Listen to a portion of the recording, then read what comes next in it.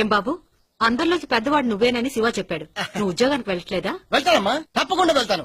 ఎప్పుడైతే నాకు గవర్నమెంట్ ఉద్యోగం దొరుకుతుందో అప్పుడే నేను ఉద్యోగానికి వెళ్తానన్నమాట. సర్లే, అందరు ఇలా గవర్నమెంట్ ఉద్యోగం అంటే గవర్నమెంట్ మాత్రం ఏం చేస్తుంది? వేరేదైనా ఉద్యోగం చూసుకోవచ్చుగా. ఏంటది? వేరే ఏదైనా ఉద్యోగమా? అసలు గవర్నమెంట్ జాబ్ గురించి నీకేం తెలుసమ్మా? అసలు ఏం తెలుసని అడుగుతున్నాను నేను. 1 సంవత్సరం 104 రోజులు శని ఆదివారాలు సెలవు, ఒంట్లో బాగాలేదు కంట్లో బాగాలేదని 15 రోజులు సెలవు, సంవత్సరం పూర్తయిన తర్వాత ఒక 30 రోజులు సెలవు పెట్టాలి. అసలు సెలవు పెట్టకపోతే కంపల్సరీ సెలవు పెట్టి తీరాల్సినట్టే.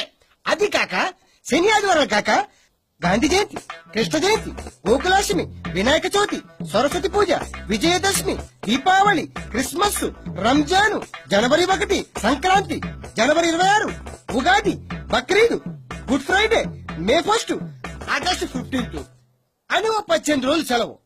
ఇవన్నీ కలిపితే 197 రోజులు అయ్యాయి. ఇది కాక 165 రోజుల్లో రోజుకి 8 గంటలు మాత్రమే పని. అందులో 30 రోజులు లేటుగా రావచ్చు. ఈ రకంగా చూస్తే సంవత్సరానికి 53 రోజులు మాత్రమే పని.